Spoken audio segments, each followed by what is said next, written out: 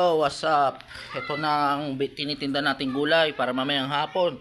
Ang oras lang ngayon ay 5:35. Ito. Tapos ako. Akal tayo. Tinda muna tayo ng malunggay doon sa may San Luis. Ito, sariwang sariwa. Galing yan sa tanim namin. Ayan o. Mga tanim namin yan. May saging pero wala namang bunga. Ayan, tara. Let's go. Sana lang natin pagbalik. Walang manloloko, walang magpapaloko. Ito, dala-dala ko pang kahoy. Nangalakal kasi tayo ngayon, kaya sulitin na natin to habang maaga pa. Kaya tara.